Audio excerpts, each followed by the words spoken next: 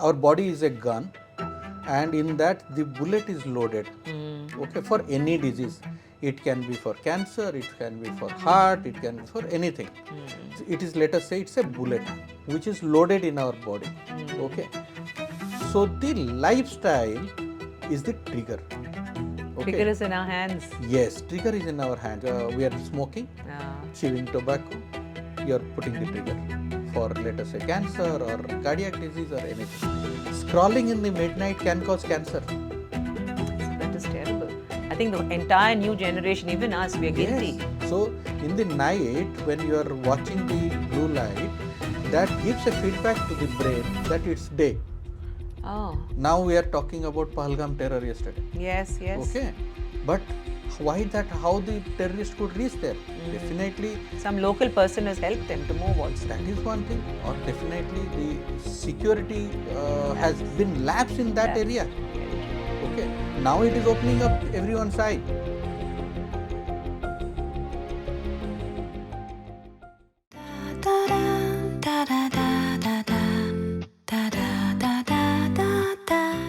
Hello, I am Meenamma.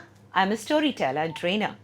I wish to share my chats with inspirational people around me on varied topics of global interest with the hope that my audience may design a better life from these episodes. Each talk is an inward journey for me, for you. Come, travel with me today to meet an extraordinary human being. But don't forget to watch this episode till the end and subscribe to me, Meet Meenamma on YouTube, Instagram, and other handles. I'll be putting up short clips and exciting reels on this episode for you to glean valuable insights in lesser time. What is the connection between a senior radiation oncologist, a runner who advocates health, and an upcoming podcaster? Tell me. Get to know this enigmatic person in today's episode.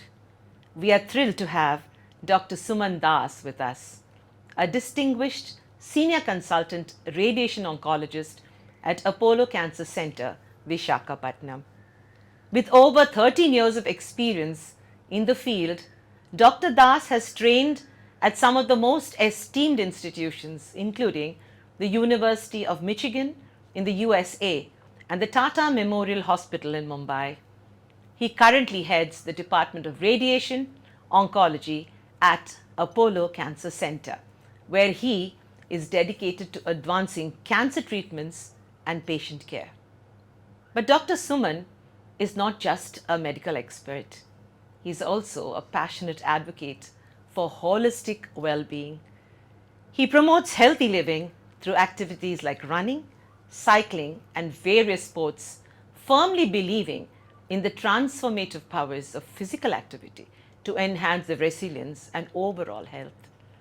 In addition to his clinical work, Dr. Das uses his voice to spread cancer awareness through blogging and podcasting, aiming to educate and empower communities about cancer prevention and treatment. Today, we'll dive into this journey, explore his insights on oncology and wellness, and learn more about how he is making a difference in the lives of his patients and the broader community.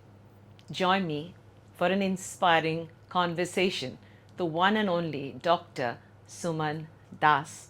Hello, Dr. Das, how are you today? All good, man. Thank you for inviting on your show. Suman, it has been a dream to have you on my show, and I've been trying to get your attention because I think truly I must be your biggest fan, Suman. Thank you very much. Suman, tell me, before I go into the many things that you do, who is Suman Das? Where did you start your early life, and what did you do? I am a oncologist dealing with cancer patients, but more importantly, I believe I am a human being, where for a human being it is more important is that we see a other person as a human being rather than a individual or a patient or a case like that. So I believe being a good person, good doctor, behind all that is our conscience and our endeavor to become a good individual. Suman, you started your life in the Sainik school. Yeah. So, from the journey from a Sainik school student normally wishes to be with the National Defense Academy or in the Army or the Navy. What are you doing here? I mean, how did this happen? I have always tried, in fact, my dream was never to be a doctor. I always wanted to be a Navy officer. And I have tried, always I'll clear the written and I'll go to the interview, they call it as SSB, Services Selections Board. 4 times I have appeared, and in the end of the interview, they will call the numbers like serial number 1, 2, and 5, whatever. And always, and after the number is out, the funny thing was, after they announce the results, the Subedar will, what they will do is, सब लोग इस तरफ बाकी सब बस में बैठो. बस में बैठो तुम निकल जाओ वहां से. हाँ, so I was never in that Sablok side. I was always 4 times I came into the other side, and then in the 5th time when I had cleared again, I was called for the SSB interview, but that time I got the MBBS entrance. I cleared that, so I thought maybe this is my destiny rather than trying so many times for getting into defense, and they are selecting me. Maybe they are seeing something is lacking in me being an officer. So that's how I became a doctor.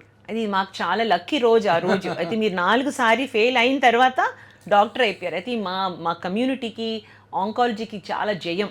ఎందుకంటే you In do fact, so that's much. what. So I have so many Navy officers and here in Vizag, whomever I see, I always tell them that I always wanted to be a doctor, be a Navy officer rather than a doctor. They always said, you are in the right place. Wonderful doctor Suman. ఇప్పుడు మీరు cancer అవేర్నెస్కి, cancer క్యూర్కి, కేర్కి చాలా చేస్తున్నారు. విశాఖపట్నంలో చాలామంది cancer అంటే next Suman Das పేరు వస్తుంది నోట్లో. What is about oncology that made you, I mean, why did you choose oncology as your field of specialization? Again, oncology chose me rather than I chose oncology. And that time it was like one of my friend, Dr. Sushant, he persuaded me during the counseling that अरे ले ले इसको, ये बहुत ही अच्छा subject है. And then after that I joined, and then I came to know about oncology. And of late when I after I joined cancer, what fascinated me was people used to see, suppose hearing the word cancer, people will think that this is a dead end. End of life. But whereas we see the other side of the coin, like suppose I am seeing a patient after 5 years of her treatment or 10 years of her treatment, I will remember that first day when they have come. They have come with lot of stress in their mind. Entire family is worried that my mother is not going to survive. They're worried about the side effects. So I explained them everything. I first of all convinced them to get out of that fear.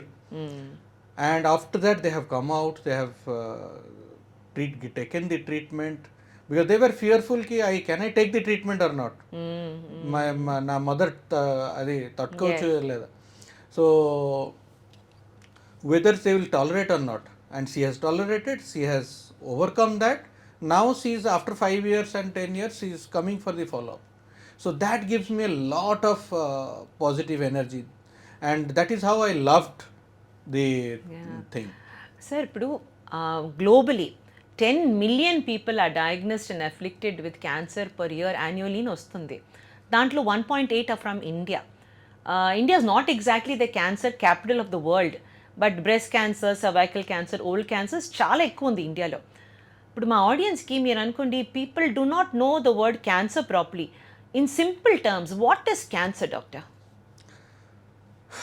Cancer, it is our use told about we are having millions of cells. Okay, so every cell will multiply to another cell.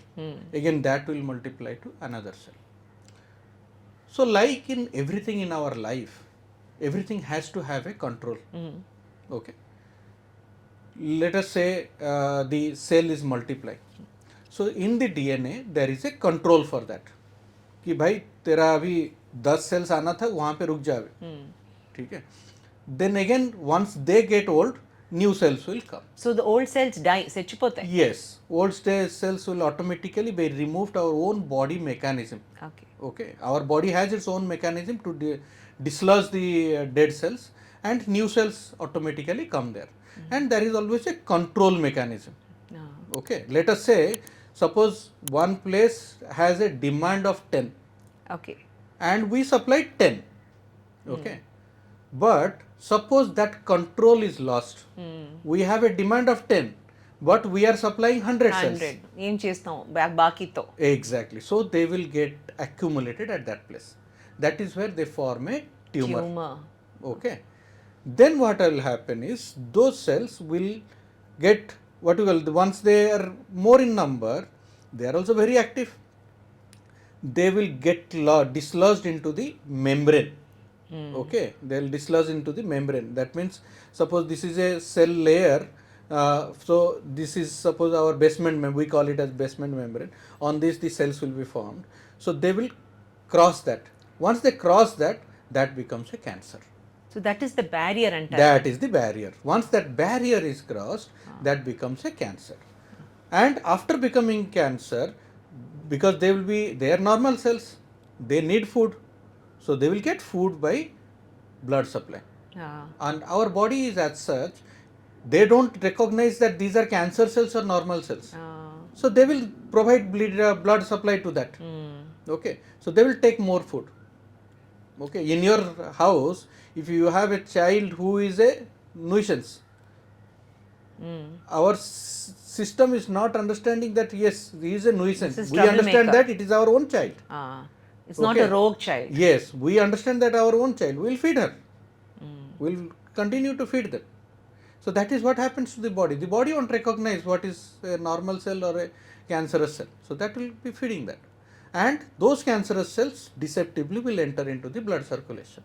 So it's almost like a border between two countries and an enemy entering silently. Silently, and then that will float into the it is like that they call it as sleeper cells or the terrorist entering into the what you call the our line of control. Sir, అయితే మన బాడీలో అంత capacity ఉంది, ప్రతి cell కి capacity for cancer ఉంది. So why do some cells manifest? No, every cell will manifest. In our body, cancer can happen from head to toe, other than the dead cells like our nail or hair. Okay, these are the dead cells. Other than this, we can have cancer in everything. Even hair follicle can have cancer. Okay. Eye can have cancer. Every cell. It is like simple mechanism. We have a cell at any point of time that can lose its control of multiplication and keep growing. Keep growing, and it can form a cancer. So every cell has got a. So that is why the spectrum of cancer is very, very broad. When a cancer can affect all the organs, it can affect all the cells in our body. Unfortunately, the problem what happens is people consider cancer as a single word. Okay. Yes, very true. Okay, they consider cancer as a single word. Single word means they will say, suppose someone is having a cancer of the throat, someone is having a cancer of the breast. Suppose two persons are talking to each other, he will say, I had cancer, I had these side effects, I took these many chemos. Arey, I had cancer, but I took only radiation. Okay, so people consider it as single word cancer, but it's not that. It's a spectrum. Every cancer, every cell in our body can get into a cancerous mode. Their treatment will be different, their outcome will be different, their chemotherapy will be different, radiation will be different, their effects will be different, side effects will be different. Yes. Okay, so that thing called as one size doesn't fit all. So there are more than 100 types of cancers. Yes. దాంట్లో some cancers chemotherapy సరిపోతుంది, కొన్ని క్యాన్సర్స్కి only radiation లేదంటే combination. So how do you decide which kind of a cancer requires which kind of a protocol treatment? See, lot of research goes on. Like whatever we treat today, they are called as the evidence-based medicine. Means whatever, suppose I am prescribing a person to go for chemotherapy or radiotherapy or surgery or combination of anything, that is based on a lot of research. Research again, it goes on each and every site. Let us say for treatment of skin, the research is different, the treatment is different. Okay, for nose, for mouth, for our lung, for breast, everything. The research goes on for each and every site, and then the protocols are decided. So the cancer has got mainly three treatments. Okay, one is surgery. Okay, in surgery, what happens? We will do operation and remove that. Second is radiation. Radiation is, many people give the fear that radiation means current. Correct, that's Okay, true. or light, whatever, and people have that fear that everything will burn away. body heat will increase. No. So in the present day, what we commonly use is x-rays. Okay, the linear accelerator that is used is x-rays. So x-rays are used to exactly delineate the tumor and the structures where the tumor can spread, and that is being given radiation to kill the cancer cells. So surgery, radiation. The other thing is called as a systemic therapy. Means we are giving it through either tablets or injections. They are called as the either chemotherapy or immunotherapy or targeted therapies. Okay. So for any cancer, all the three options have their equal weightage. Okay. Again, it all depends which cancer that we are treating. Okay. It is like we have two children in our home. Okay. So for both of them, you have given the same teaching and everything, but they are not going to keep the same mark in your exams. They're going to perform differently. So what you will do? Suppose your one child has weakness in mathematics, you are going to give extra coaching for mathematics for that. Very true. And suppose the other child needs more emphasis on science, we are going to more emphasis on science tuition. True. Right? So similarly, and for the entire thing, for the final result, we have to have good marks in all the subjects. Okay. Here also, suppose someone is getting a cancer, X has got a lung cancer, Y has got a breast cancer. So lung cancer will have different mode of treatment as per its stage, its tumor biology, its molecular nature. Breast cancer will have different mode of treatment as per its own characters. Okay. So every tumor, every cancer will have different kind of the sequence of treatment like chemo, radiation or surgery, and they are also defined based on their research. Yeah, sir. So now imagine, ఇది చాలా మంది అడుగుతారు నాకండి, because we also have an NGO that handles cancer. చాలా మంది వచ్చి అడుగుతారు, my beloved వన్స్కి ఇప్పుడు cancer diagnose అయింది. ఫస్ట్ స్టేజ్లో it's a stage of shock. When a family member has a cancer are a friend has a cancer, ecosystem gets a shock. ఎందుకంటే cancer మా ఇంట్లో ఉందా అని ఒక ఫీలింగ్. దాని తర్వాత which doctor, what should we do next? That time everybody is clutching to the straws, and whether we go in for chemotherapy, oncologist or alternate therapy, ఇవన్నీ చాలామంది ఆ టైంలో చాలామంది వస్తారండి. గూగుల్ నాలెడ్జ్తో చాలామంది వస్తారు, ఇంటెన్షనల్ కాదు. People want to help you. when a patient comes to you, an oncologist, how do you first contact lo, how do you treat that? Because they are in a state of shock. They have disbelief on one side, ఇంకొక సైడ్లో వాళ్ళకి they want to believe you but they are scared. అది how do you మీరు ఎలా tackle చేస్తారు first time patients? Firstly, what has happened is earlier days. So it all again the history has brought it to this phase, that earlier days when the options of treatment were not there, options of early diagnosis were not there, that time the people have seen death in everyone that got cancer.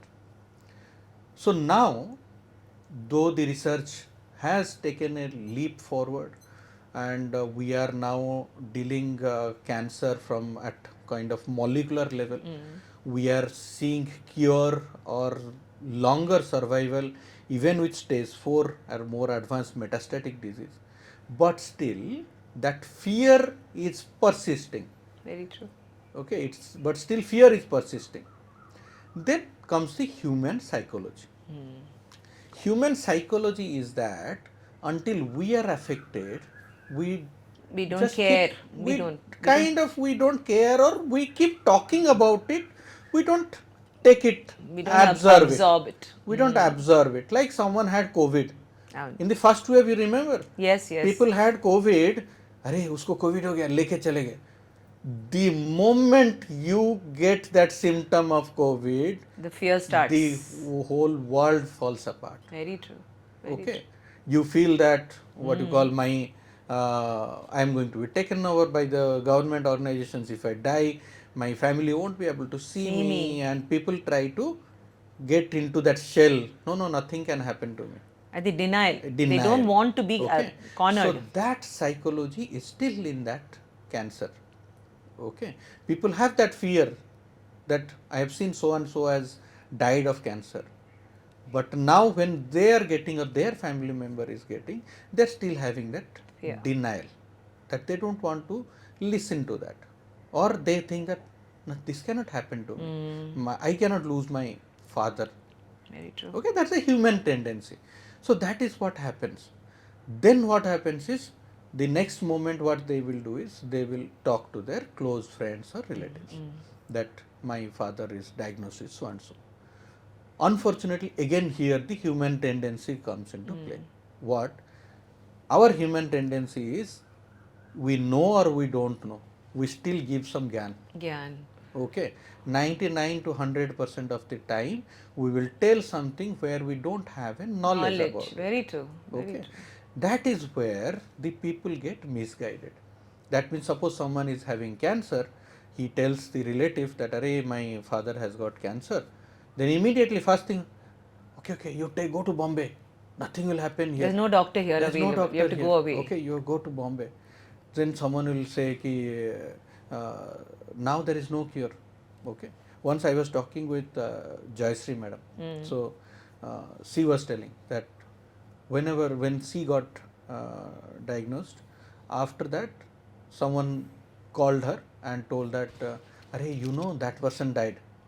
Of the same thing. So, then second, you know my so and so uncle died. Before that other person reached the third individual, na, she hung up the phone, telling that I am not going to die. I'm not going to die. Okay, so this is what happens to the other people. Firstly, they will misguide you. Then secondly, they will tell you negative things. Stuff. Very Okay, true. so that is where the patient again gets demoralized. So that brings a lot of negative energy before they come into my chamber. Very true.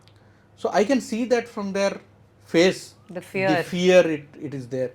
So usually what I will do is, whenever a person is coming for the treatment first, I'll spend almost 45 minutes or 1 hour, whatever maximum time, trying to make them understand.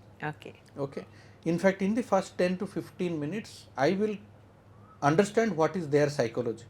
Are they interested to understand or not, from the way they are having the eye contact. Some people will be still there who are still into with some prejudiced idea. Okay, there I still try, but at some point I also lose. Okay, I tell them you do whatever. But the moment I witness, yes, they have the energy to absorb the things, I try to spend maximum of the time on the first day to make them understand what disease they are suffering, what is the outcome in that, what are the treatment options, and what are the side effects, etc. I try to explain them that suppose you are traveling on the road, you see a vehicle is losing control in front of you and that is coming towards you.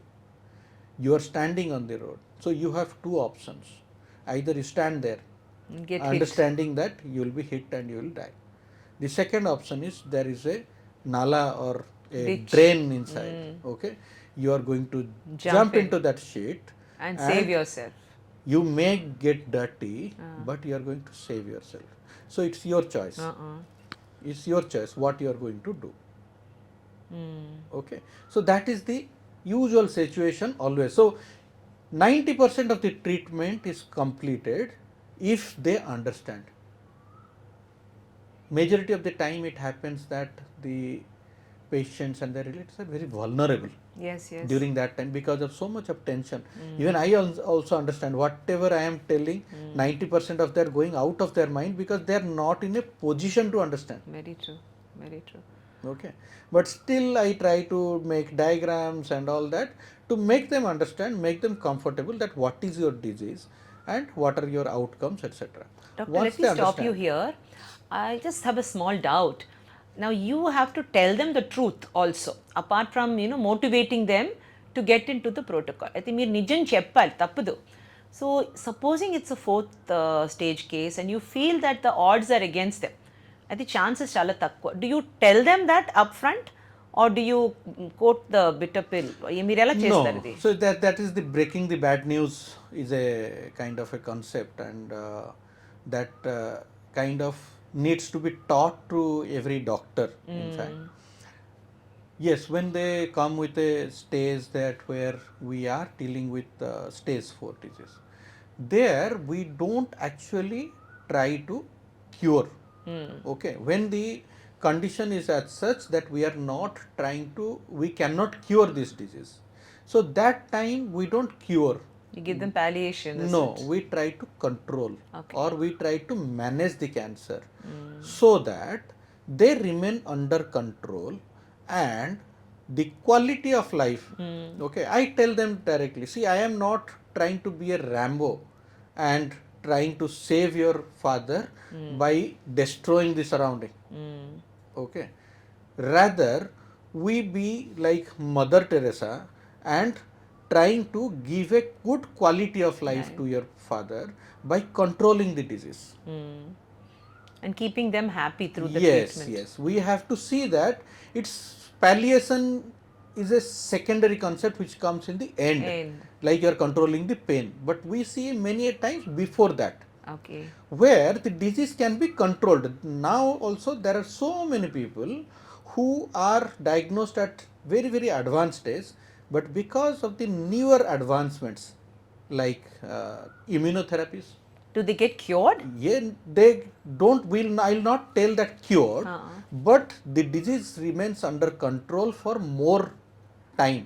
Let us say earlier days when a cancer of lung was being diagnosed with spread to other parts of the body, we were thinking that the patient will survive for 1 year max. Nowadays, we are now doing something called as the molecular test, genetic test.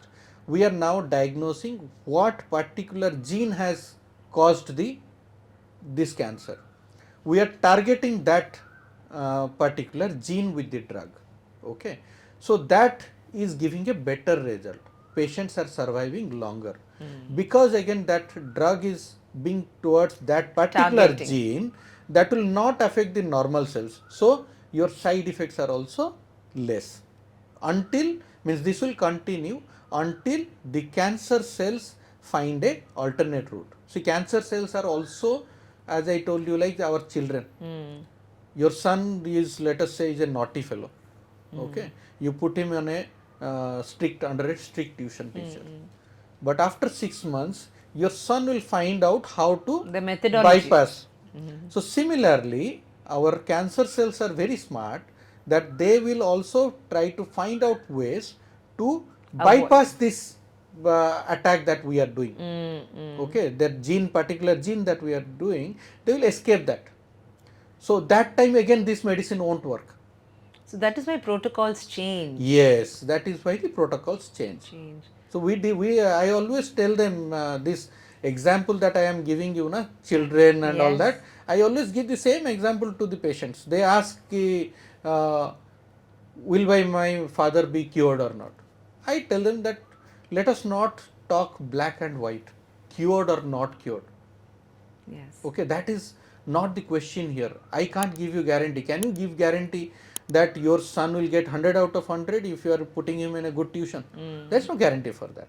So that we have to see after the patient gets the treatment. And the reaction of each individual patient is in Even person. many a times people will be feared that my father is 70 years old, will he tolerate or not? Correct. That's the first question that comes.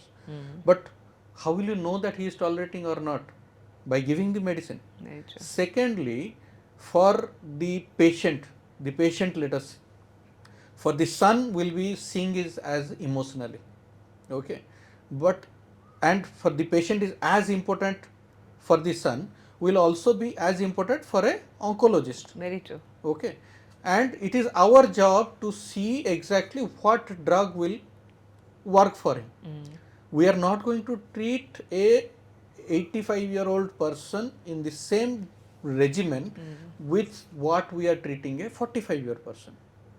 Okay, there are a lot of research for elderly, so we are going to treat accordingly. We will try to see that he is tolerating that. In case he is not still tolerating, we are going to change the medicines. Doctor అందరూ అంటారు early detection is the only cure అని.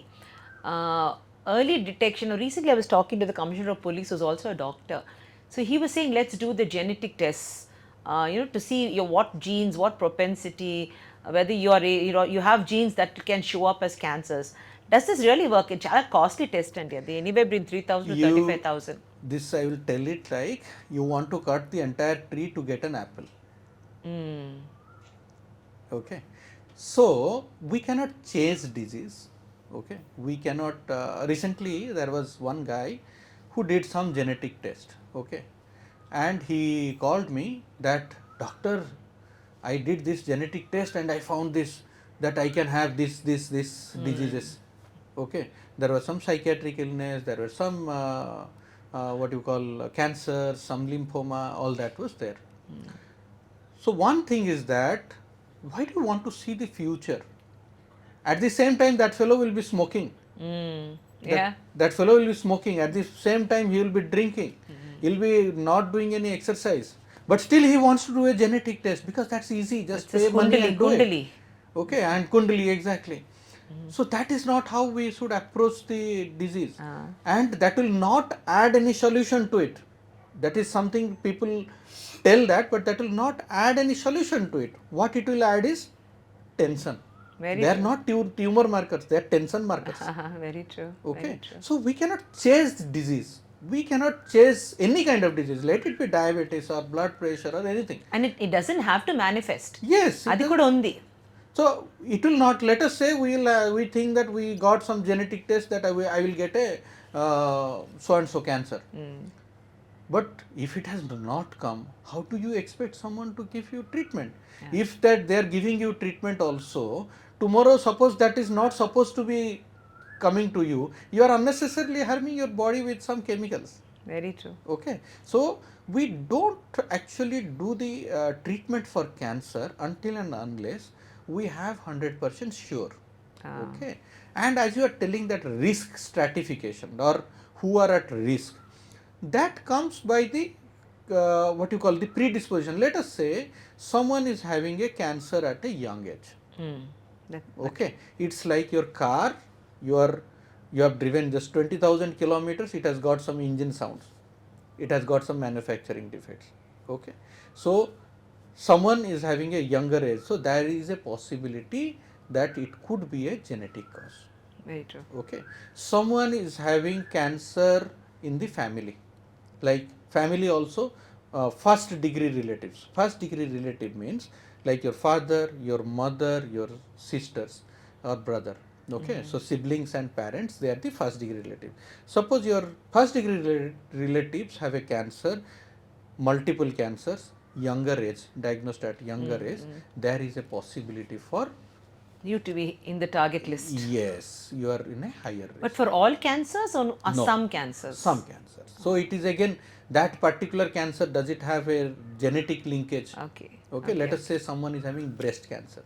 Breast cancer in both the breasts, or breast cancer and ovary cancer. Breast cancer at a younger age group. So these are very high risk of having a gene called as a BRCA gene. Okay, if that BRCA gene is there, then there is a possibility of having the cancer. Okay, so genetic things are very how much 5% risk is there. How do you advise ఇప్పుడు supposing mother has breast cancer మీరు చెప్పినట్టు, how does the daughter get ready or get prepared or to prevent? Is there anything that we can do to be aware of Again, the. I'll tell you again the same thing, that we cannot change the disease. We cannot change it. Okay, we should not. We should live our life. Yes, suppose someone is having high risk, as I told you the risk factors. Suppose someone is having a high risk, should go for regular Checkups. screening tests. Yes. Okay, screening test, you see, cancer is like a butterfly. No. Okay, cancer is like a butterfly. It will get into your body at some point. It will exit at some other point in another shape. Okay, so that we need to do it by doing a screening test. What is a screening test? Screening test is a test which is simply accessible, cheaper in cost, okay, and easy to do. Not a thing that we will be afraid to do. Do it. So those are the things that are called as a screening test. So those screening tests, you like for breast cancer, we have got as mammogram or clinical examination or self breast examination. Okay, even awareness programs that we do. For cervical cancer, we have pap smear. Smears. Okay, or there is some visual means there is a dye which is placed, and then the gynecologist will see it, the change in the color. So that is one. Or for rectal cancers, we can do colon or rectal. We can do simple tests as occult fecal blood test, means in the stool whether there is blood or not.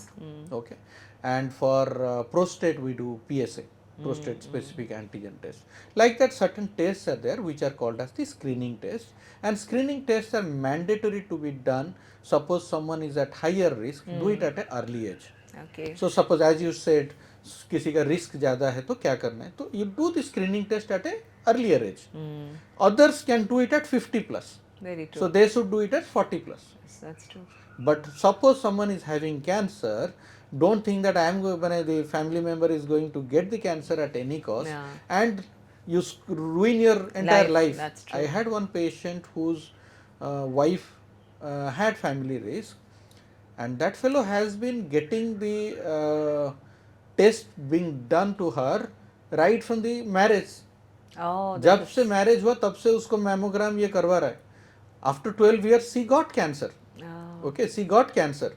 But does it mean that you go through the entire thing every... It's the fear. And that fear, why that fear? And at the same time that fellow is smoking 12 cigarettes in a day. That's so sad. That's very sad. So what does lifestyle has to play in prevention?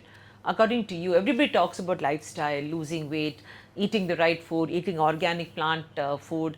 How much does lifestyle affect our propensity for cancer? See, simple thing again I will tell you. So, cancer is like a gun. Our body is a gun, and in that the bullet is loaded. Okay, for any disease. It can be for cancer, it can be for heart, it can be for anything. It is, let us say, it's a bullet which is loaded in our body. Okay, so the lifestyle is the trigger. Okay. Trigger is in our hands. Yes, trigger is in our hands. Lifestyle means we are not following, we are smoking, chewing tobacco, you are putting the trigger for, let us say, cancer or cardiac disease or anything. Suppose you are not living a good lifestyle, you are again triggering it, like having junk foods, okay, obesity. Again, very important thing in the present day, scrolling in the midnight. Okay, scrolling. Do you know that scrolling in the midnight can cause cancer? So that is terrible.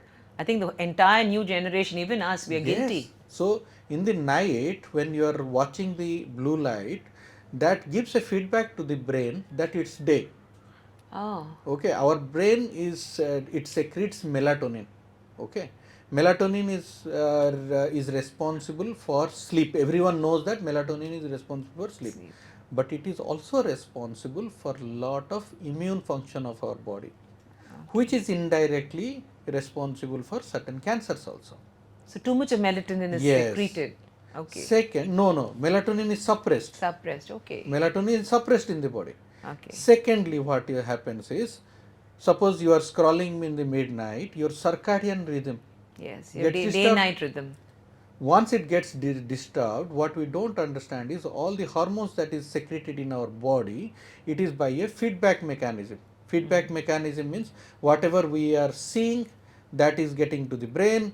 brain the hormones are getting released by the hypothalamus. So that thing is again disturbed. Suppose you are up, what you call, you are sleeping late in the night, you are sleeping late in the night and waking up late in the daytime. That means your hormones which are supposed to be released early in the morning are not getting released because you are sleeping at that time. Your body is not giving that feedback. Very true. So what will happen? They will get obesity. Their the hormonal things like estrogen, testosterone, they will get reduced. That indirectly causes cancer. Very true. Doctor, what does emotional medication mean to you? You know, so sometimes, you know, older people, now supposing, I've seen very few cases, or maybe it's quite prevalent. ఇప్పుడు మన ఇంట్లో ఒక మామగారు అత్తగారు old lady తను she has breast cancer అనుకోండి and you advise that she must have her breast removed but the family doesn't want do it ఎందుకండి వయసు అయిపోయింది ఇప్పుడు what is use of the breast ఉండి నేను let her enjoy her life how do you talk to such a family how do you advise? Because sometimes we do not talk, we do not take the patient into confidence, we take the decision. I'll tell you another one. 70-year-old patient was there. So she had a breast cancer, a small breast cancer. In fact,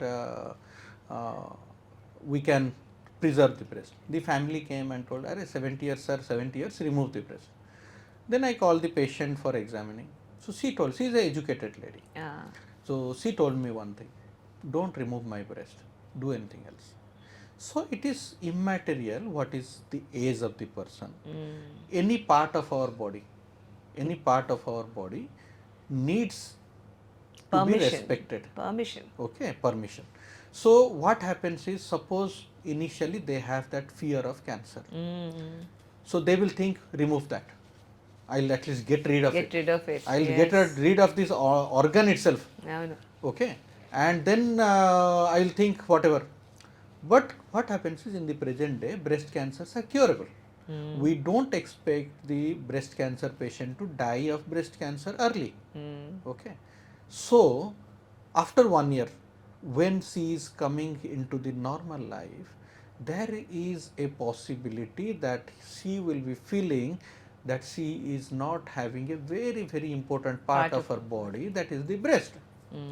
She can think that yes, her husband is not liking her because she doesn't have a breast. The husband has moved away from her. So those kind of psychosocial factors affects. That is why the present day the breast conservation surgery concept has come. Okay, so nowadays when we are treating the cancer, we are not treating only the disease. We also take into consideration their quality of life. Correct. Okay, they should not later on have a regret that I have lost this organ when it can be saved. So our usual aim is to protect the breast. Very true. Okay, so that is again the patient's, even this finger.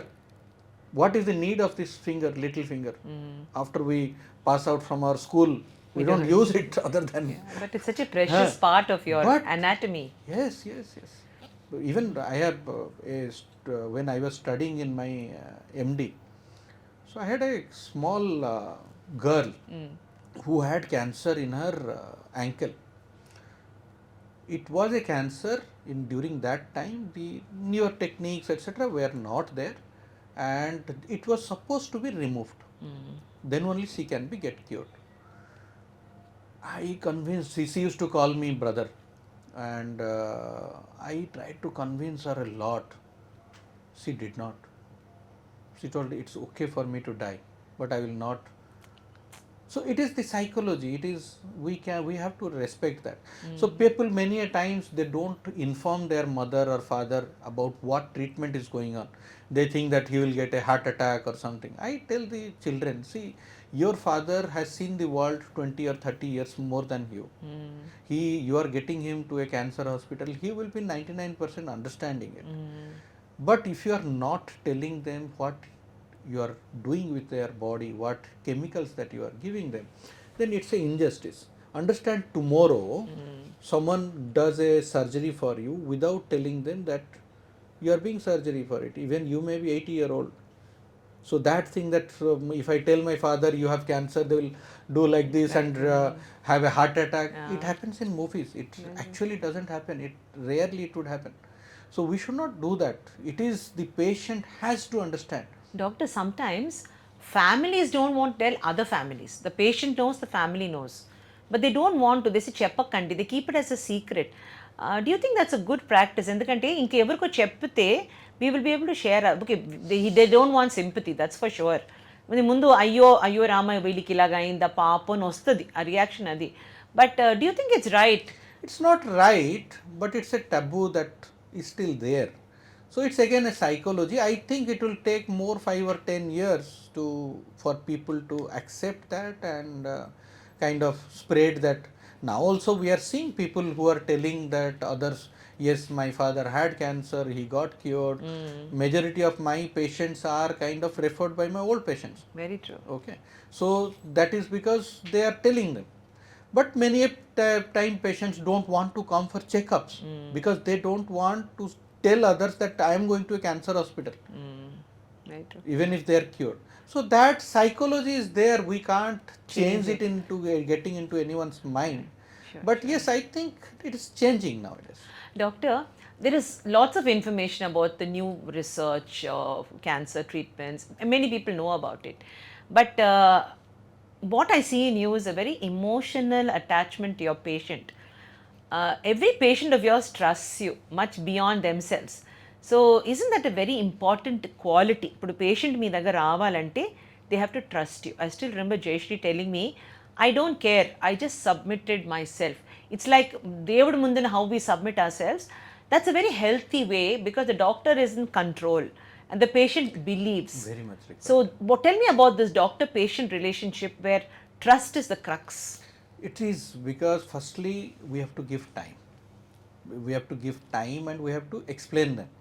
See, everyone in the present day are informed by, let us say, some online thing or the Google.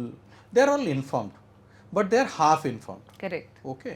At the same time, when we are talking to them, we are explaining them, we should make them understand what is their disease, what is their outcome, what is their chances of survival, what is their chances of cure or not cure, if I am going to control, everything we have to explain them. So once we explain them, they will get their trust. Okay, as I told you in the beginning, when we talk to the patient, we understand with their Psychology. contact of the eyes, okay, contact of the eyes, that what is going on in their mind, whether they want to get trusted or they want to trust me or not. Even many a time it happens that I don't get interest to explain them. Because you know that they're close to your mind. Yes, they are close in their mind.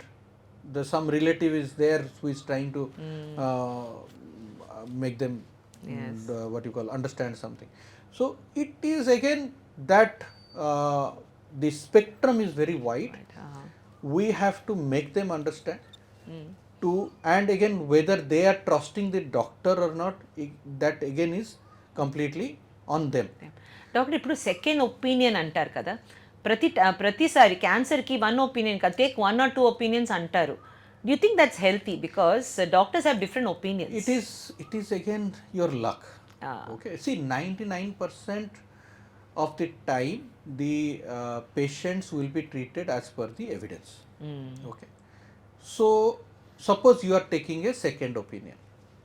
If you are going to a person who is giving a good opinion, who is following scientific patterns, is good for you.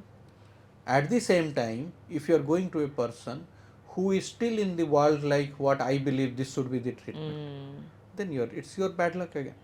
So when we are going for a second opinion, we have to be judicious. We should not go blindly. कि ये बोल रहा है एक second opinion ले लो. So firstly is when you are talking to your doctor, you see that whether he is able to explain you, he is able to make you understand what is your disease or not, okay, or what is your outcome or not. You try to understand with the doctor. Then means when we are taking the second opinion, we should not have a blank mind. Okay, what he told I could not understand, let me go and take a second opinion. Many a times people send me reports, give a second opinion. I feel absurd. This is someone getting treated in a very good hospital with a very good doctor whom I know itself. They're again coming to me for a second opinion. Yes. Many a time they will just send, now WhatsApp is there. Yes. They'll send the reports, please give your opinion, what stage it is. I told, I am not selling a vegetable here. Yes, it's already done for you. It's not a vegetable thing. If you want a opinion, you should come with the patient, you should come with all the reports, and again I need to write down everything. I have to see everything and then give you opinion. Very true. Okay. So that second opinion thing is good. We should, if you are lucky, we should take a second opinion. No, not lucky.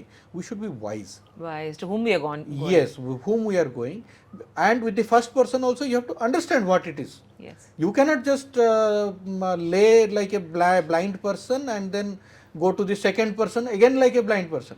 But Dr. Pidu, we see celebrities, whether it's an actress, a singer, వీళ్ళందరూ India కాదు బయటకు వెళ్ళిపోవాలి, Anderson or one of these big హాస్పిటల్స్కి వెళ్ళిపోవాలి, పైదేశ్కి, యూఎస్కి, ఆస్ట్రేలియాకి వెళ్ళిపోవాలి. They have money. So is it that we are lacking in India on cancer research? Why do these celebrities always, we always see these stories, such and such ఫలానా actress ఇక్కడ వెళ్ళింది, అక్కడ వెళ్ళింది, she was cured, she comes back. Why is that thing, fear always there that India is not adequate enough? Now for a common man, we want to reach the closest good doctor, isn't it? See, problem is again the human tendency. Okay, human tendency, or we can call it as a hard mentality. Okay, that means suppose someone in Visakhapatnam gets cancer, they have money, they will go to Hyderabad. Even if we do 100 times better treatment in Vizag. Yes. Okay, someone getting cancer in Hyderabad, they have more money, they will go to Mumbai. Okay, someone in Mumbai or Delhi, they will go to Singapore. Someone is a celebrity, they will go to Singapore. Okay, even politicians, they go to US. Okay, so it is there. It is unfortunate that suppose a politician who is a president of a one of the biggest political party got cancer and went to MD Anderson. It is unfortunate that you have been ruling this country for so many years, your forefathers, and you don't trust the system and you don't trust the system. You are going outside, out of the country to get yourself treated. Okay, so that is the problem here. Whereas we have all the facilities, we have all the things done here. Another thing what we are lacking in India is the research. Okay, that means suppose MD Anderson, they are publishing papers. Correct. They are publishing papers about their research. In India, we don't do that. Even if we do the work properly, we don't do that. There are a lot of issues for that. Okay, maybe infrastructure issues, attitudinal issues. Okay, or the load that we have. We don't have the time for the R&D. Exactly, we don't have the time, we don't have the infrastructure for R&D. For a research paper to publish, I need to have 3 people to taking care of the data. Very true. Though we have the data here, we don't have the publications here. We don't have the time to put our perspectives. So that is why, so suppose we search the what you call the internet or somewhere, we will see more papers from MD Anderson than we have for Indian institutes. Recently, I was just going through John Hopkins and MD Anderson papers. Almost 40% of research in these institutes have been done by Indians. Yes, yes. Indians who've come from India and settled down there, and they seem to have time there to publish their papers, but they never did They it. have a system there. They have a system there. Okay, they have everything electronic medical records. Here, how many? Hardly 10% of the medical system Or is online. Online. Very true. Secondly, how much do we have the centralized data? We don't have it all. So recently, like we have one Balabhadrapuram one issue which was highlighted. The 28 or 38 people were there in the diagnosed with cancer. Suddenly. Okay, that is not sudden. It was always there. It is always there. You do a research in all the provinces in the country, you will see 20 people from that village having some or the other cancer. But it wasn't documented. It is never documented. That is why it is always, we request the we kind of advocate for having a national cancer registry. Correct. That, like how it happened for tuberculosis or leprosy. Someone gets diagnosed with tuberculosis, has to be informed to the district authorities. They will take care of the treatment. They will ensure that the treatment is done. Okay. Similarly, if cancer is done at some point of time, then we will get more diagnosis, but we will get more cure also. For example, in Srikakulam recently, the fluorosis, the company's effluence fluorine, 100, 200 people were suddenly diagnosed. You mean this came up because suddenly research ayindi, appudu daaka evaru chudaledu. But they were having bad teeth and everything. So all documentation is missing in our country. One is documentation. Second is, as I told you, it's a butterfly effect. It happens from one day and it comes out another day in another form. We keep our eyes closed all those days. We open our eyes. Okay. Now we are talking about Pahalgam terror yesterday. Yes, yes. Okay. But why that? How the terrorist could reach there? Definitely Some local person has helped them to move also. that is one thing. Or definitely the security has been lapsed in that area. Very true. Okay. Now it is opening up everyone's eye. Very true. But so this is the same thing. Like the chemicals that can cause cancer are always being took out into the public, or let us say water bodies or something. But no one sees that until and unless we have something or the other comes out. Again, you see cancer every time. Okay, how many times, suppose I am speaking about cancer, how many people would listen to it? Okay, Very true. no one will listen to it. If the same thing is being spoken by a what you call a politician or a celebrity, people will immediately react to it. Sir, I will stop you here to remind people. Recently, Navjot Sidhu, the Congress politician, he was in jail when his wife was diagnosed with cancer. And she actually, see, they live in Punjab, which is the capital of India's cancer. It's a capital of cancer for India. So she apparently went through the whole gamut of tests and radiation and chemo and everything. And she came out clean. And after that, she had a relapse. And by then, he was out of jail. And he went to the media talking about the case of, alternate medicine, saying that I cured my wife with turmeric water, neem water. What do you have to say about these celebrities? They are influencers. He's a great cricketer and many people like him. What is your opinion, sir, with such influence? See, Yuvraj Singh never spoke like this. But Navjot spoke like this, and maybe it was a thing for a spark for his political career to start back. But he faced a lot of flack, especially from the medical fraternity. The politicians speak that because we want to hear that. Okay, means suppose we are speaking about cancer and cure cancer and all that, people will not hear that. The moment we tell that cancer kills, people will hear that. So similarly, if a person tells that I got cured by chemotherapy or surgery, radiotherapy, people say that okay, it's okay, it's that's a normal fine. procedure. It's a normal procedure. If the same thing someone is telling that I got cured by turmeric juice, or some alternative thing, that will get, it is so easy, we can do that and get cured. We can avoid this. Because we are in that denial mode, right? Yes. We don't want to go through the chemotherapy. No one wants to go through the bald hair and all that. Okay, so they want to avoid that. They can go to Tirupati and remove the hair and come. That is a traditional thing. But we can't accept to have our hair lost because of the chemotherapy. That's again our attitudes, or what you call the psychological thing that comes here. Because we want to hear that, that is why these people tell that. Dr. Das, what is your opinion on alternate medicines for cancer? See, whatever we treat today for cancer is evidence-based medicine. Let us say I am telling for someone to do chemotherapy or radiotherapy or surgery. There is a lot of research on that particular cancer, because cancer is a big spectrum. We are not talking about cancer of the breast, cancer of the ovary, or cancer of the brain, like that. For every cancer it is different, and lot of research has been done on that, and because of the research we are prescribing it. Now come to the alternative medicine. What is the research?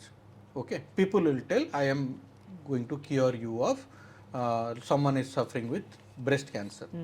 So someone with Ayurveda will tell that I will give you medicine to cure. Okay, give me the research. you should ask them. The proof. Ask them what is the research, how many patients have been treated with your medicine and they have got cured with that. Okay, there is no research for that. There is lot of reasons for that thing is, again, see, for cancer, again, let us say one particular cause is not the cause of that cancer. So there are many things which we will try to address. So are there research in that line? That has to be asked to that person. Okay. Okay. Unfortunately, we human beings, again here our psychology comes into play. We are very weak personalities. We don't want to go for something which is perceived to be tough. We want the easy road. Yes, we don't want to go for chemotherapy. We don't want to go for radiotherapy or like that, because they are again very big words to hear itself. Very Okay. true. Very But at the same time, if there is no cure or no evidence for the what you call the Ayurvedic Alternate. or alternate medicine, we are entering into that phase and we are not going to get cured for that. That we don't understand. So it can happen concurrently along with the main therapy? No. No. No. Whatever needs evidence, if you want to give concurrently, whether there is evidence for that. I don't give radiation and chemotherapy at the same time for all the cancers. Correct. Why? Because I have evidence for cervical cancer or head and neck cancer, I will do that. For breast cancer, we don't have evidence for that. So whatever we are prescribing for any kind of cancer, for Ayurvedic or homeopathy or any alternate medicine, that has to have the proof.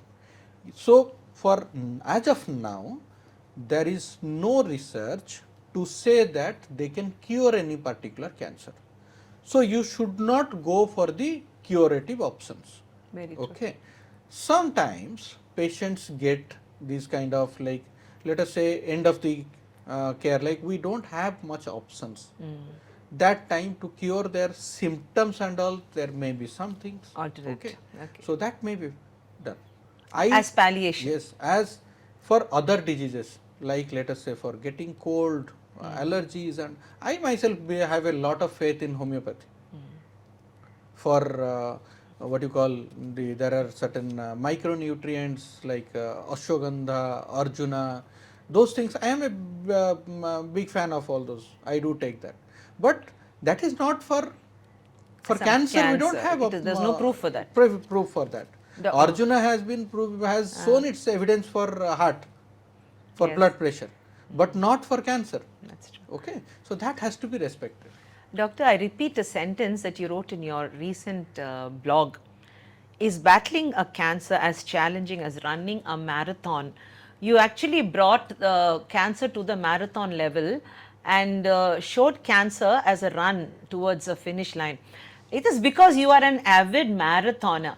So for all those who know you and respect you, you walk the talk, actually you run the talk.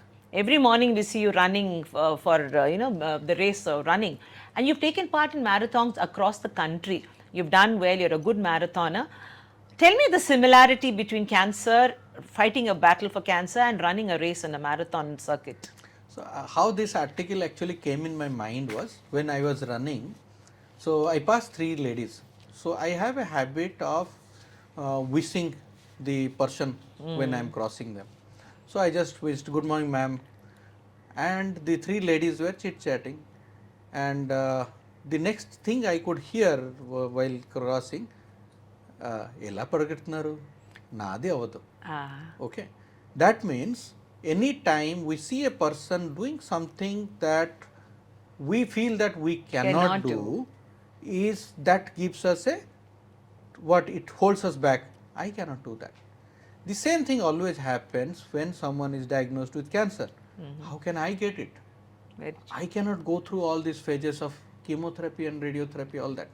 Okay, but still that is where the role of the family, guts, endurance, that comes. Yes. Okay, so the family will get the patient, we will make them mentally strong.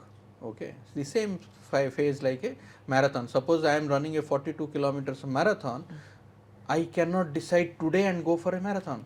I have to be cannot complete prepared. it. I have to prepare for minimum 6 months of time. Every week I will run more than 25 to 30 kilometers in the weekends. I will run 25 to 30 kilometers starting at night 3:30 to 4 o'clock. Okay. So that kind of endurance, so our family will be very much supportive, because suppose I am going for a marathon, I needs a lot of energy. For that reason, they will ensure that I am doing proper nutritions, I am taking proper nutritions. Then I am my children, suppose I am sleeping early in the night, my children's studies are being taken care by my wife, and all these things are supportive, everyone is supportive. The same thing also happens for a person who is suffering with cancer. If the family would not be supportive, that person cannot go cross the finish line. Very true. Okay. Then when we go for the run, I don't see the 42 kilometers at once. Very true. As you run, you see the end. No, I divide the run into every 2 kilometers. Okay. When I run a 42 kilometers, I don't run it continuously. I will divide it into 2 kilometers each. After every 2 kilometers, I will have a 100-meter of walk. Okay. So when I reach the beginning of the race, my aim is not 42 kilometers. My aim is 2 kilometer. Walk. After that, I am going to get a reward of 100-meter walk. Walk. Wow. Okay. And again it continues.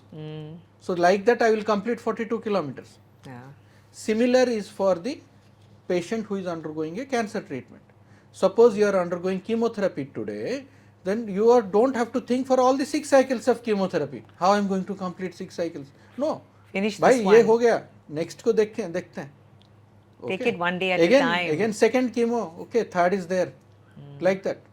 Then we suppose complete the course before, like let us say reaching around 32 kilometers, na, there comes the mental barrier. I can't do it anymore. Okay. There again all the fans cheering, all that comes into play, and they will drag you through that. The thrill of victory. Yes. So that is also happens when we are talking to cancer patients. True. When they go through 4 months of chemotherapy, more 1 month or 2 months is there, they will have that feeling, अरे और नहीं ले सकता, I am tired of all that. Okay. So that is the time when we need lot of positive energy, which are being supported by our friends and families. So once we again complete the course, once we finish line, the first thing that comes into my mind is, I have completed 42 kilometers. Very true. Okay. And the same thing happens when a person completes the treatment. Oh my God, I have completed. I don't know how this 6 months have passed. Yes. Okay. So that is what the relation between running a marathon and when we are dealing with cancer. Okay. So when I was running the marathon, in my first marathon I was doing in Kolkata, this thing came in my mind when I was in around 32-34 kilometers. I started struggling that time. Okay. I got a twitch, like, yes, I am getting cramps. So then I slowed down a bit. And that time it come in my mind, my patients must be suffering the same thing. Very true. My patients must be suffering the same thing. And when I completed the 42, the first time I called myself as a marathoner. A finisher. Finisher of a full marathon. That's a pride that not hardly 1% in the world would be doing that. And when I did that, I felt so much pride. Immediately called up all my mother, my father, my coach, my close friend. There is a friend. I am telling about friends. There is one of my friend is there, Harminder. He went to that Kolkata marathon just because supporting me. Wonderful. That doctor, I told you that I will always be there with you during your first marathon. And that guy reached night 11 o'clock, ran in the marathon just to support me. Wonderful. So that is what the family and friends matter Yes. when we are going through even Chemo. cancer. Tell me something, doctor. How did you get into marathons, and how do you balance a very busy doctor's life? You're obsessed. It's a passion, great passion. How do you balance that thing between marathoning and being a doctor? I think time is divided for everything. Busy people have all the time, kind of. So I have my routine, like I will do my practice early in the morning by 8 o'clock. I'll finish up and then I go to my hospital. In the hospital, I stay from 9:30 till around evening 6:30, and again 6:30 onwards with family. So like that, it is divided, and I do it in that mostly. And I got very few good people around me who are like very supportive. And here, like, another thing that is very important in our day to day is maintaining good relationships, Very true. maintaining gratitude. I have lot of gratitude for my uh, people around me in my workplace who are kind of, suppose I am not there on for one day, my patients won't be neglected that time. You have a good system. I have a good system. I have a very good colleague, and they know what I would do that, and I am also available every time. Like if anything is there, immediately I can. Even if like I was in Switzerland once for a conference, I keep my phone on. The reason is there was a patient. The daughter called me that time, which was early morning here, and the patient had aspiration, means they had taken the fluid into the water. It's kind of an emergency, and immediately I called up the emergency, and my friends they took care, and that patient was saved. So because if I would not have been on phone on that day at that place, if I would have thought ki international roaming should I take or not, then maybe this patient would not have survived. Very true. Okay, so it's like a kind of, maybe my training in Sonic school and my parents, they have given me that kind of talent to kind of delegate things to people and maintain the relationship with other people who will be happy to help me whenever such situation is there. That has been actually helpful for. Suman, you are also a great poet. I've heard your poetry recently on the Women's Day too. Beautiful poetry and a great podcaster. Welcome to the family. Suman, your podcast, The Healing Monk, for all our viewers, please go and subscribe to The Healing Monk. Dr. Suman Das is a very avid podcaster, and he tells you tell us different stories. Tell us about why you got into podcasting. I actually used to do certain videos for cancer awareness, getting into the treatment of cancer is like getting into a escalator. Okay, once I was going in the railway station, there was a family who was the lady was very afraid of getting her first foot on the escalator, and the entire family was trying to tell her, kid, don't worry, you just put the foot, I am holding your hand. And I was back, I recorded that. Okay, I recorded that on the camera, and then I showed that onto the video that starting the treatment for cancer is like getting into the escalator. You put your first step with the help of your family or doctors, and once you put your foot, your journey just gets smooth, and you go to the other side easily.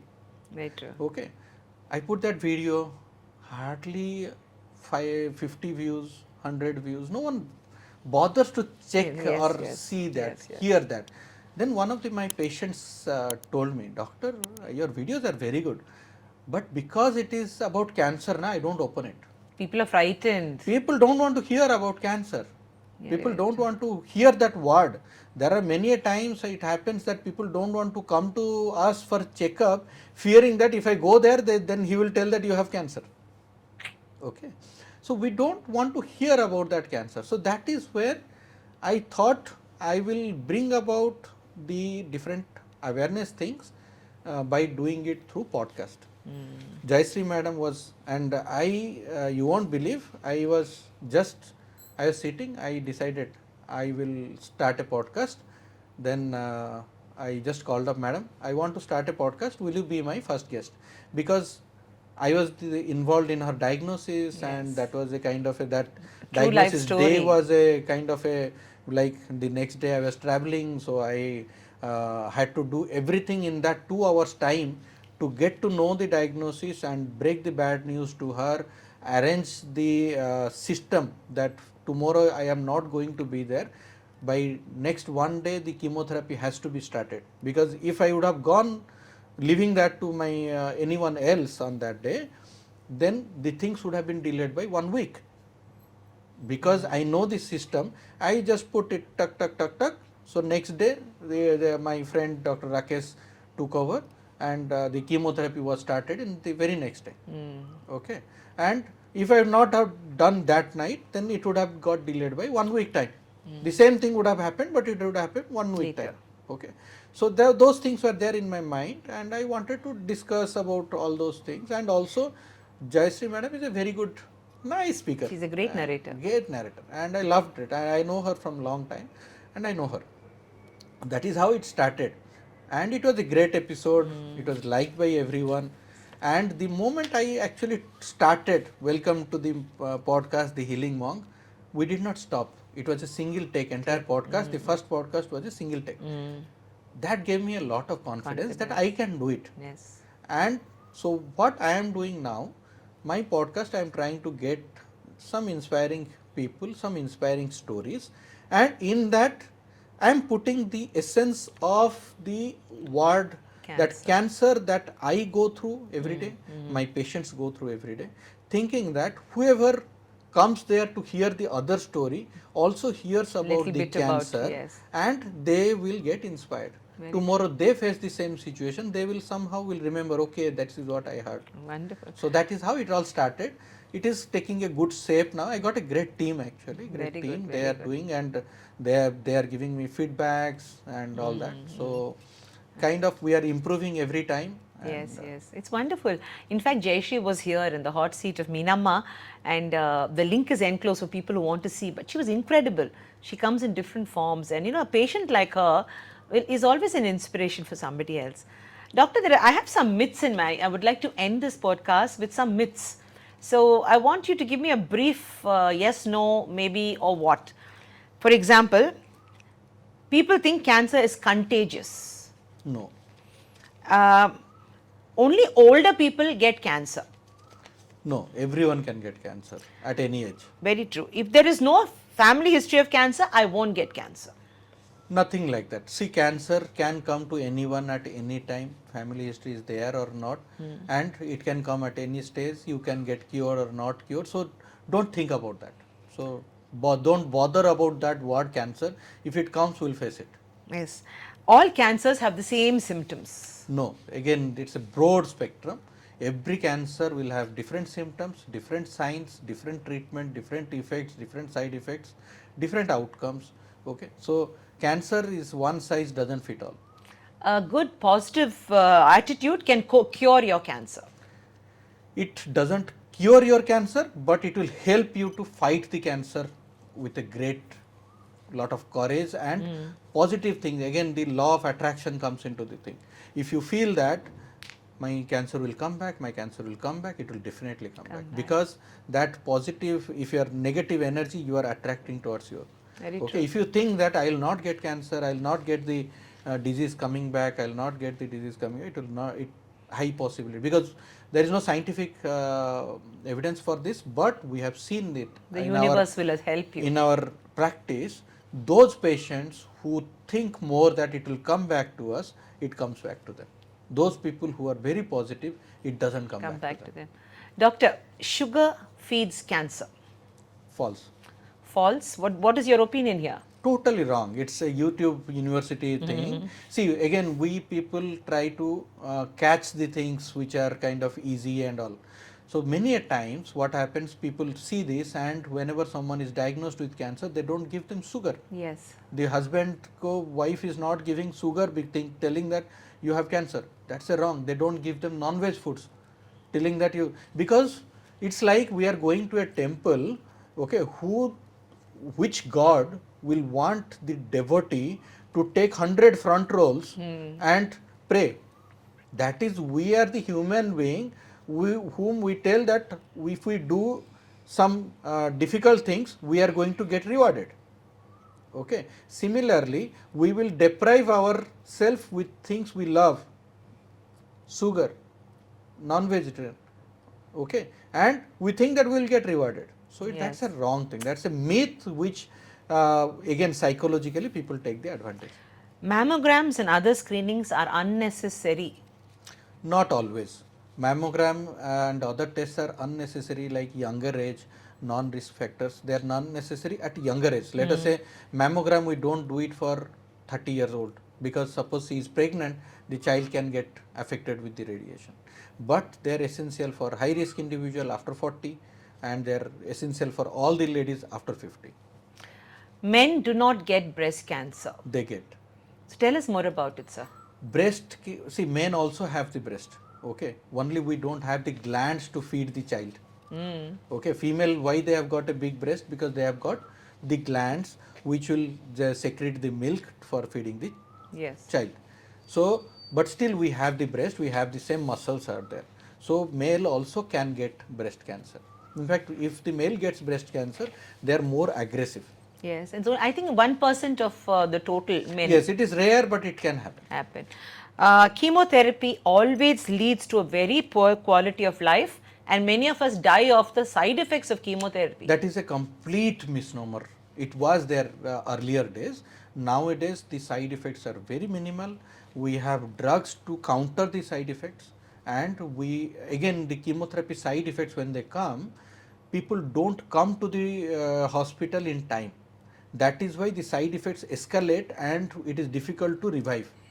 Okay, but if they are reaching in time to the doctor, and we are starting the medication as the antidote or whatever, then the chance of coming out is very high. So people get fear that I don't want to take chemotherapy for the side effect. But if you don't take the chemotherapy, you are already raising your hand. Yeah. But if you take the chemotherapy, if you get side effects, we will manage it. Yes. Okay, but there is a possibility that you can get cured. It's the same thing like jumping into the dirt. Okay, Yes, yes. so we'll clean you up after that. Okay, but you should not jump. That's the wrong such thing. a pleasure to talk to you, Suman. Now today, when you look back at that boy in Sainik school who wanted to be a naval officer, today he is leading a team of people to help people with cancer awareness, cure and care. What do you have to say to yourself at in this avatar? I feel gratitude to God, to all the people around me, that they have given me the opportunity. Like it is the God who has given me the opportunity to uh, deal with people with cancer and make a change. And also the people around me, they love me so much, and they give me so much of positive energy that I am able to do the things in the right way. And what are the 3 things you would like to tell students of medicine or science students who might want to get into oncology as an option for a career? It's a great option. We can bring a lot of change. What is most essential needed is compassion, commitment, and lot of love for the profession. So, you see, ladies and gentlemen, we have with us a warrior of cancer, a medical doctor who wears many hats. He's not just a medical doctor, he's a doctor of eminence. He ensures faith in the universe, gives trust to his patients, cures and holds their hand throughout the process. He also writes blogs and shares his experiences. He has a podcast in which he talks to the world about many things apart from cancer. He also runs the race, he walks the mile, he smiles through that run and teaches us that life is all about winning that race. So, all of us who are frightened of the word cancer, look around. There is always a Dr. Suman Das waiting around the corner. If you have not understood that person, go hug your doctor. Tell the doctor that you know that they are hands of God that have come down to earth to help you. And for those who would like to follow Dr. Suman Das, go to Healing Monk, go to Apollo Hospital, Visakhapatnam, find him, know him, fall in love with him, because all of us are hopelessly in love with Suman Das. Thank you for watching. And doctor, I want to give you a small gift that I have from Meenamma. This is a cup from Meenamma and a small diary in which I hope you will write down the scripts for your podcast. Sure. And I always keep a diary. I have learned this from Robin Sharma. Yes. I am a big fan of him, and I do journaling. and this will be definitely helpful for that. Doctor, you know me personally. You know our story, our family story, our tryst with cancer. Uh, Today you see me as Meenamma. I would like you to give a message to your fans, your followers for Meet Meenamma. I'm a little senior to you in podcasting. I'm 2 years old. How do you like the Meenamma podcast? How do you feel when you watch my work? And do give us a call out, shout out to your subscribers to subscribe to me. Great podcast. In fact, I hear so many beautiful, interesting stories about people, and as such, Meenamma, though you are flamboyant in your presentations and the way you ask the questions, and I love your podcast, and I believe every one of you, please definitely subscribe to the podcast channel, the Meenamma, and follow them. It's great. The stories they bring about are awesome. Thank you so much, sir. God bless you. Thank you, madam.